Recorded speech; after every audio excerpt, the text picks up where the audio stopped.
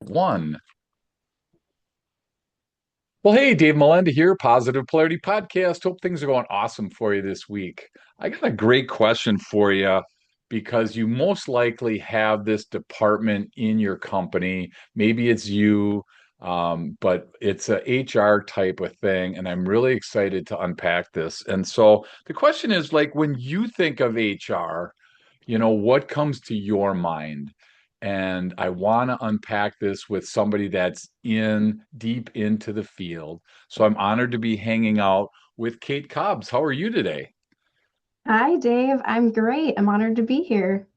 Awesome. Well, you're a human resource manager at an oil company. And so we want to unpack this because let's face it, sometimes HR is like a naughty word. Sometimes it's like nobody wants to do it.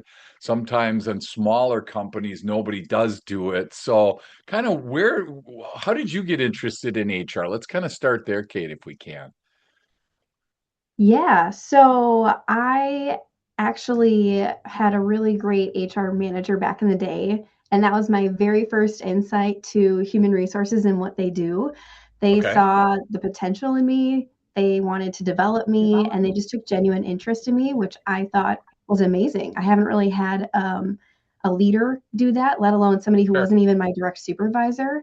And Okay. I just saw the impact on the company that they had. And I was like, you know what? I actually want to be just like you. I want to go into human resources. Wow, that's super cool. And HR does stand for human resources. And I always ask the question, like when I talk to HR people, because there's like the H part, which is like the human part, where there's the interaction that happens.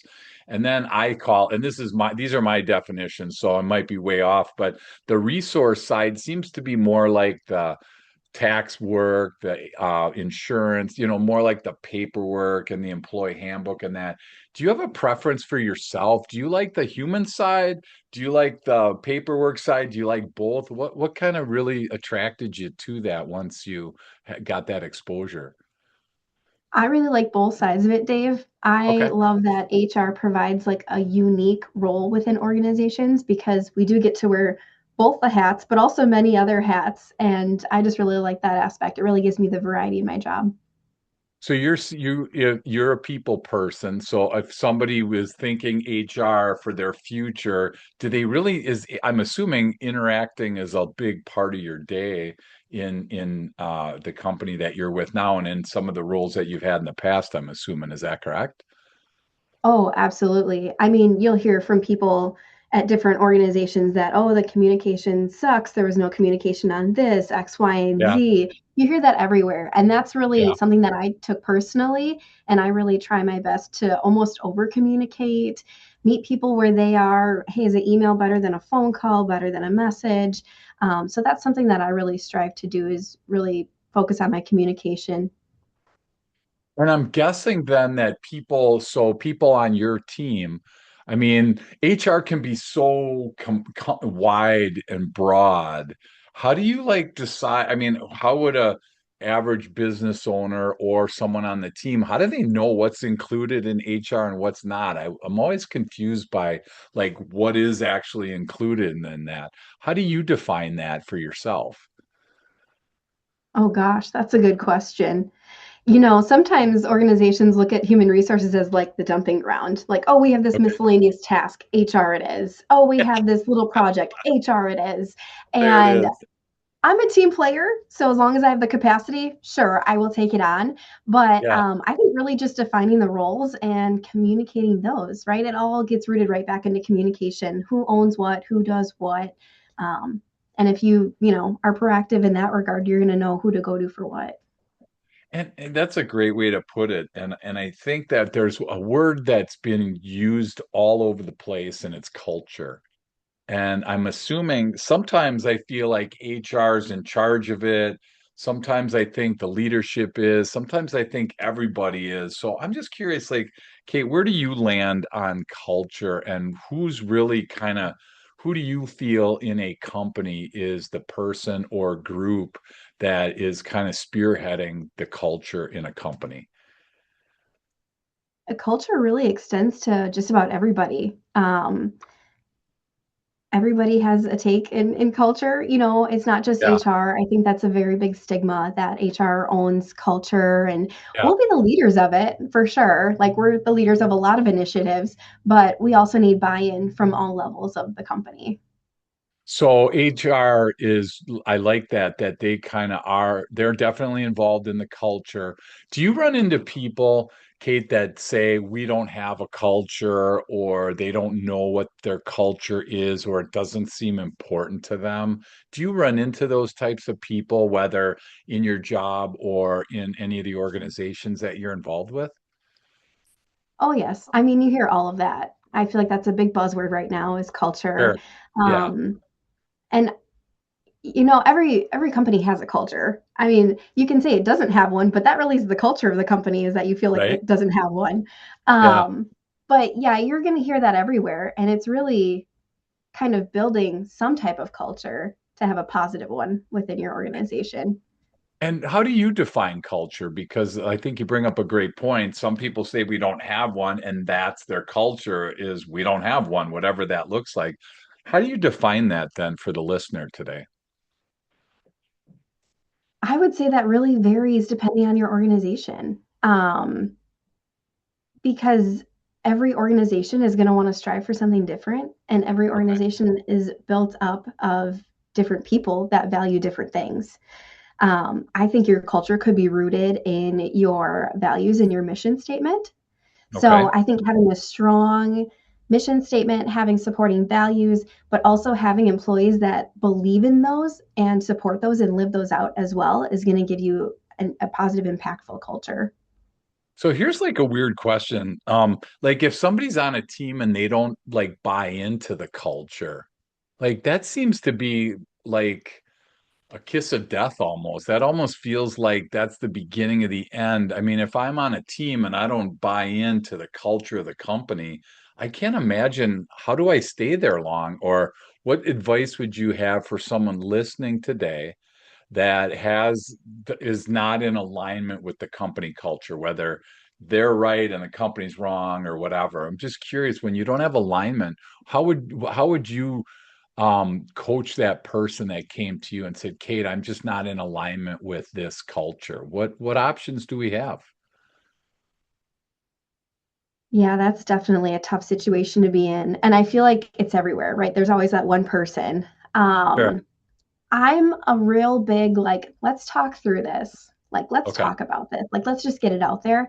So I would sit down with that person, whatever environment they're comfortable in, and I would just say, like, what about this does not align to you? What do you not resonate with? And maybe we can just kind of talk through it. Sometimes that's a really difficult conversation to have, especially when you know that they already have a predetermined decision of how they're going to feel about something. But sometimes Sure. when you just listen people through, they're more apt to listen to you as well. And, ultimately, we work for companies that have values and culture and things of that nature. And if we don't align with them, it's kind of our best interest to look into ourselves and determine long term, is this good for me? Is this good for the organization? And that's Yeah. something that I look for in interviews too. I say with applicants and candidates, I just say, we're looking for the best person for this position, but we also want to make sure it's the best position for you too. Because I think when Yeah. you have that good balance, that you'll pick that right person, that it's good for both. Well, and one of the words that kind of aligns with culture is like toxic, right? Some people say this is a toxic work environment. Don't come here. You get all this kind of negative stuff. What's like a positive culture that you've seen or that you're trying to work into your company or into your organizations that you work with? What's a positive, what's like the opposite of toxic, I guess, is one of the ways to look at it. Yeah. Yep. Toxic culture is definitely another thing that I hear too. Not necessarily at my company, I would say, but I mean, Sure. you hear people talk about things here and there. Um, and I would say you really just have to figure out like what works best for your people. So I'll give you an example, and I don't think it's really along the lines of like a toxic environment, but we just needed like a little something extra at my company, like just a little something. And so I wanted something that would positively impact the culture. And so we kind of we're going around, me and my HR coordinator, we were talking to employees, kind of getting an idea of like if we could do just like a little something, not much of a time taker, like what would it be for you? Yeah. And we landed on donut Fridays, which seems very surface level and basic. Sure. Like Yeah. if you've heard that stigma of like HR throwing a pizza party to solve all the world's problems, right? You Yeah. may have heard that before. Yeah. But our employees love it. Everybody starts at different times and has different shifts, and so they can swing in and just pick up a donut as it works within their schedule, and they're happy about it. And so that was something that we started doing, and that went over really well. And was that something that the group came up with? Where did you find that, Kate? Yeah, we just talked to our employees. We could have Okay. sent out a survey, we could have done X, Y, and Z, but just in our face-to-face daily conversations and chit chat that we have with people, we're just like, hey, like if we could do a little something, like what would that look like? And that's kind of Yeah. where we landed.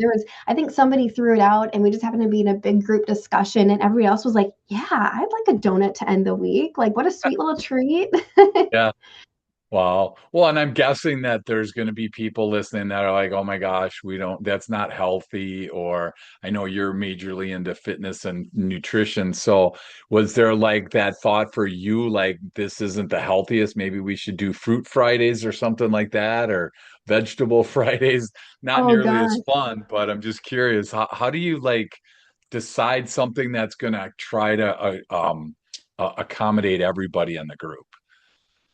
Oh gosh, that's a good call out. I am really big into fitness. I guess that's my one splurge of the week, I guess you could Okay, say. But good. yeah, We it went won't tell over. anybody. Yeah. Cheat days are important, cheat meals are important. I guess my donut Friday is my cheat. Sure.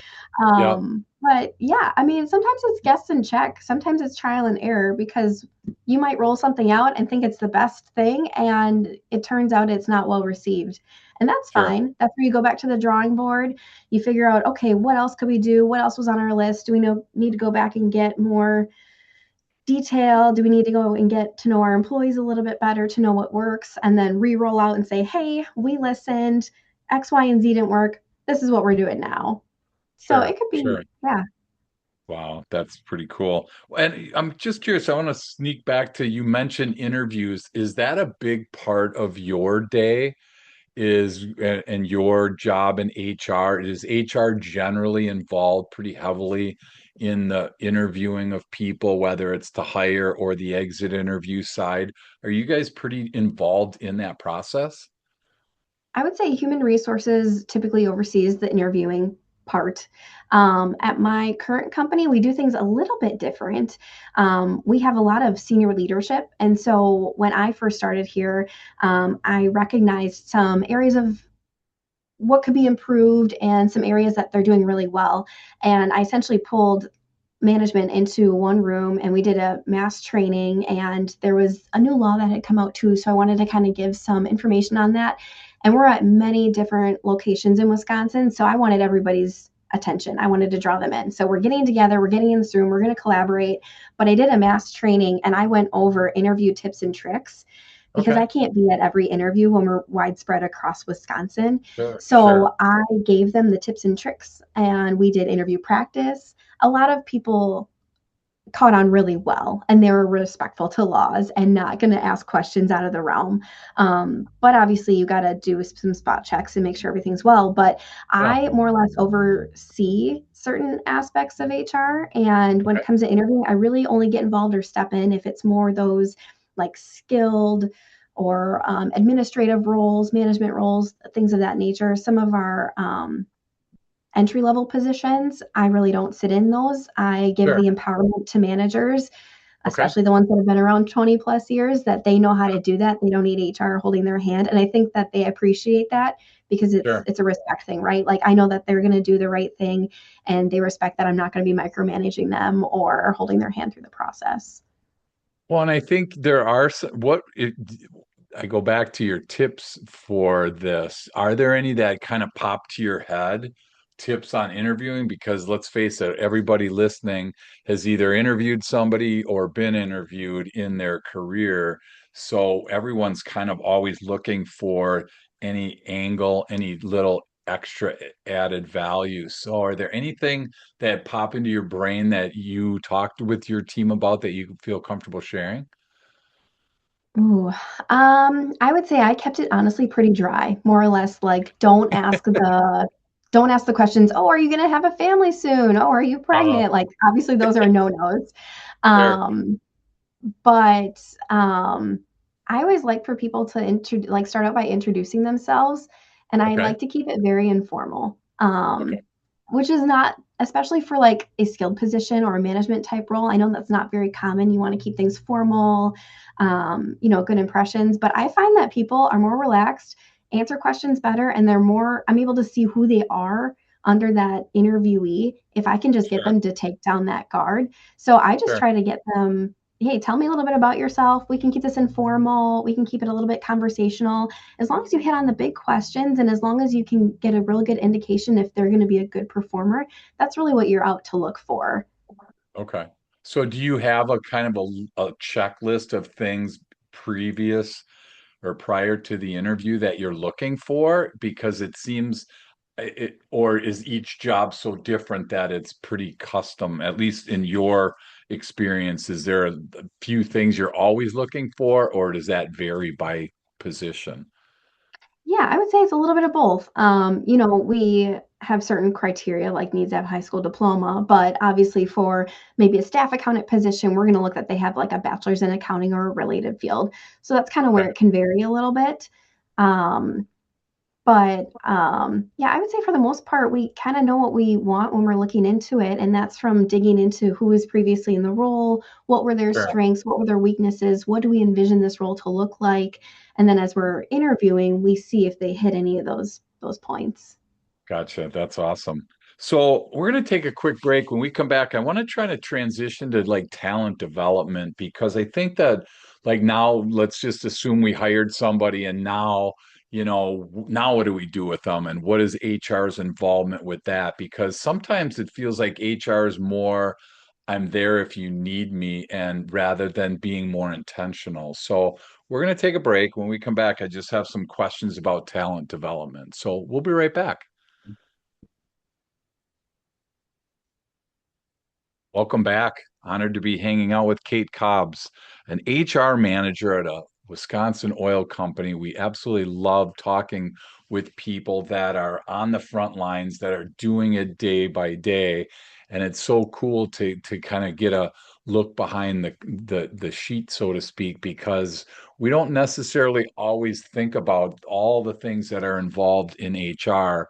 And again, sometimes they get called on just when they're needed, and it feels like they're more like the firemen, where they're on call. And so when I think about like trends and talent development and different things going on there, are there anything that you're seeing in talent? Because let's just say we have somebody now that accepted a position and they've worked through the onboarding and now they're kind of let go to kind of produce, they're let go to do their job.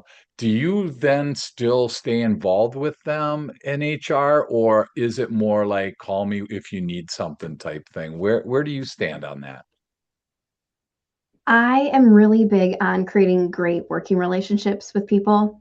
Okay. Whether it's all business talk or whatnot, I just try to be really approachable. You never know what somebody is going through that they may need to confide in you for. So I'm typically the type that'll do a quick little check in. And I'll do it in a way that maybe like a supervisor or other employees aren't around because it might be that moment where they're like, actually, yeah, I'm struggling about this. And I try to just make it a very quick, light, like, hey, just wanted to check in. How are you doing? I think sometimes when you make it too formal, it's almost Sure. like stressful or pressed. And I just Yeah. want to make that personable connection because if they are struggling about something or they feel like they're off on their own island, I want them to have somebody to go to talk to. And Yeah. again, let's just talk about it. Is there an issue? What can we do to fix that? And I got it. So at that point, you have to build trust and you have to build trust pretty quickly because people have to believe like HR can be like this is going to sound weird. HR can be for the people or HR can be for the leaders, right? And it feels like you have to kind of run that middle line where you're for the team, you're for the company. I mean, you're like for everybody on the team. Is building trust kind of the thing that you have to do consistently? I'm assuming otherwise people wouldn't really feel comfortable coming to you. Is that accurate? Absolutely. Definitely. You need to build trust within people. Other else, they're not going to come to you as HR and tell you like, hey, I'm having this issue with my benefits. Hey, I'm having this issue and I need to take a 401k loan out. If they didn't trust me with Yeah. that kind of information, confidential, what have you, Yeah. yeah, trust is really what's rooted in that. And I'm guessing that you have to like personable is the kind of the word that just keeps coming back to me when I think of somebody in HR. If they're standoffish, if they're not engaged, if they're not really involved, it's got to be hard for people to open up to you. So, are there any other ways that you try to build that trust with people?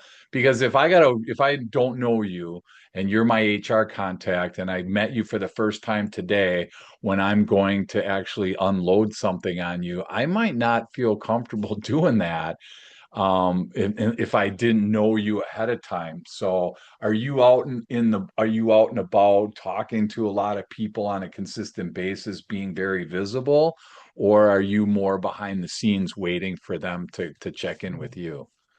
Well, you made a real good point, Dave. I think visibility is really important. Okay, At a previous HR job that I had, I actually had asked for earlier start time than the typical 7 or 8 that the office personnel would come in for. I would come in sure, at 6:30 in the morning. And although not ideal for me, it was ideal for the employees. And I feel like sometimes as HR, you have to meet employees where they're at. Because, sure, you know, they make products for a customer, they serve customers, but really my customers are the employees.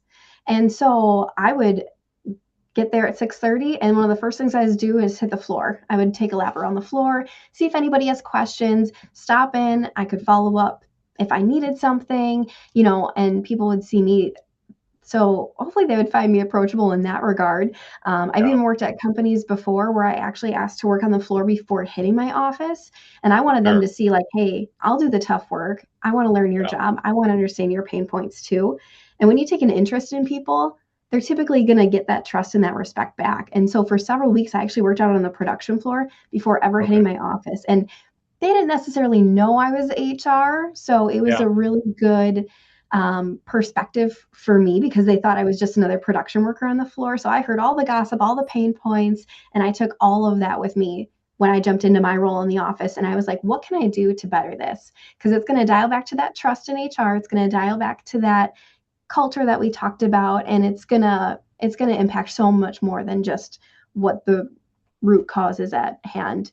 sure, If I can share a story with you, yeah, actually, yeah, yeah, my very first human resources job that I had, I will never forget coming into work on January 1st, 2018. It was New Year's Day. And I think a lot of people recognize administrative roles, especially HR, as people to not work on weekends, nights, holidays, which is ideal. I will tell you that. But when I was in this role, I wanted employees to see, hey, I can do the work just like you guys. And I was cross trained yeah, in all the other areas. I came in on a holiday. You guys got to work the holiday. I'm going to be right here with you. And so I came in, and as I rounded in the office to go drop my stuff off, there was a girl actually already in my office sitting in one of the chairs, and she was very emotional, mm, and she had no idea if I was going to come in that day or not, but she was hoping I would. She's hoping I would yeah, be there sure, physically, mentally, whatever, for her. And so as I got to talking with her, she had just experienced a very traumatic event, and she was actually a minor, and she didn't know who she could go to. She said she didn't want to go to her parents. She didn't want to talk to her friends, but she had told me that she remembered me from the first impression. She remembered me from orientation. She remembered me calling to follow up on her training schedule. She remembered me showing up with a friendly face every day. And so she sat in my office hoping that I would be there for her to confide in and talk through this process that she was going through with life. And I thought that was really cool. But there's a lot of things that yeah. HR can really do as like your first point of contact with an organization to build that trust. Oh, that's so cool, Kate. And I think that that's so powerful when HR is thought of as an ally rather than an enemy. And because in that spot, where else would she go? Just imagine if you didn't show up that day, would she have a different life trajectory? You have no clue. So that's got to be really fulfilling for you and rewarding to be in that spot. Does that happen regularly where people are, utilizing you and your services for their personal gain as well, like an ally? Do they look at you as an ally? I'm assuming that's kind of your goal, correct? Correct. Yes. I would hope so. Because, like you said, that is my goal. Um, and I also like being in HR, just a little personal perspective, but I've experienced a lot of things, especially at a young age, that most people haven't. And I feel like I have knowledge in areas that most people my age don't have, unfortunately, because of the life experience that I've had. Yeah, And sure. I just like to give that to people. So, like, if they come to me, hopefully they can understand, like, hey, unfortunately, I've been there. Here's my firsthand experience with it. Yeah, Oh, you've got a sick parent. I've had that too. Let's look at FMLA, blah, blah, blah. Oh, you've got a broken ankle. Did you know you have short term disability? Here's how you can cash in your policy. So, I kind of go that step above and make sure they're utilizing all of their benefits. sure. And it's little things like that that people are really appreciative of. And to dial back too, I really strive for that open door policy. I'll lock up my file cabinets. I'll lock up all the sensitive documents. If you need a safe space to go, you can come chill in my office. And that's what that girl Sure. was doing. She didn't want to sit in the break room. She didn't want to go Yeah. home. She didn't know where to go. And so she came and sat in my office. And that's really the culture that I, as HR, try to strive to have. Well, and I think that's a big blind spot for business owners. If you're listening right now and you're a business owner and you don't see your HR department as an ally for your team. Retention of employees, toxic employees, engagement, these words that we use all really line up with HR. And the better your HR person or your HR team is, obviously, the more success that you're going to have. You actually took it one step further, Kate, with that cross training thing, because that's like really a great takeaway, hopefully, for somebody listening today, is that if you really want to build that trust and you want to really earn that trust from your team, you have to do things that will get them to trust you. And once you kind of were cross-trained, I'm assuming that really broke a lot of the barriers that may have been between you and the team. Is that accurate? Yeah. So for me, I love a challenge. I love learning. Obviously, you've probably seen my education. Yeah, And so if they didn't have like maybe a next step promotion available for me, they would cross train me. And I loved that. I love the variety of my job. It'd make me feel like I'm not coming in doing the same thing day in and day out. And sure. some people thrive in that. They just want to do their one job, and that's totally fine. But I think cross training is really important for job enrichment because maybe somebody doesn't want to promote, or maybe they do and there's not a position available. You can Yeah, cross train them to continue to learn. sure, It shows your investment into them as an employee, and they're more willing to stay typically, and they're more sure. willing to learn because they want more than what they're doing already. Yeah, wow. And you mentioned education, and you're on the board of directors for your local SHRM. And so, for people that don't know about SHRM and want to learn more about it, kind of fill us in what SHRM is, what it stands for, and who's all involved in that, because that's a pretty wide association nationwide, isn't it? It is, yes. So SHRM is Society for Human Resources Management. We've got local chapters, and then we have obviously national SHRM as well. I'm an active member in both, and then I'm on the board of directors for the Sheboygan area SHRM, like you'd mentioned, Dave. What we do is we provide resources to HR professionals in Sheboygan County, and we typically do a monthly meeting. We'll bring in a speaker that's a very hot topic in the HR realm. So just this morning, we actually had the labor law update, and we brought in a local attorney from the area to go Okay, over some new case law and things like that that would pertain to our jobs as HR professionals. sure. And Okay, then you also can earn SHRM credits and PHR credits too for those that have the certifications. So it kind of helps further the HR profession a little bit. There's a Wisconsin state conference every year for SHRM, and then there's a national conference for SHRM as well too. There's lots of resources that SHRM provides. In our local chapter specifically, we do a certification every year. So if you wanted to get in with the study group, you can do that if you're getting your SHRM certification. So I was really honored. Actually, just a couple weeks ago, I was asked to lead one of the weeks of studying. And so I was able to do workforce management and employee engagement Cool. and teach that to the Yeah. class that's going to be going and getting their exam. So that was really exciting for me. Wow, pressure. So if they, you better not have gave them any wrong answers because that could totally mess their whole future up. So not a lot, Right. no pressure, Kate. No, no pressure. That's awesome. As we start to land the plane today, I'm just curious, are you seeing anything outdated in HR that you want us to maybe be considered as no longer utilized, whatever that is? Are you seeing any outdated HR practices that are still kind of lingering around? I would say one thing that I've seen when it comes to human resources and how maybe other management approaches the HR team is where HR is only invited to the table, so to speak, once there's Yeah. been like an issue or a problem already in the works. And I Oh, feel like gotcha. HR should be like a strategic partner. They've got the expertise to mitigate risk. They should be able to be proactive in assessing and addressing issues rather than being part of the response team. I've seen Oh, HR eliminated from like management team meetings, benefit meetings, things like that. Or if they are invited, they're expected to be like the note taker, which I think indicates how people see the value of HR. I think it's a very yeah. outdated practice. And if I can just put Sure. my own little personal Yes, absolutely. irk into this, I get so irked when I see HR reporting to the CFO. HR should Okay. operate as a Sure. partner to finance. It should not be a sub function of it. And I think there's a risk to an organization that people decisions, they're going to be evaluated through a cost lens rather than an organizational impact. So that just Wow. irks me.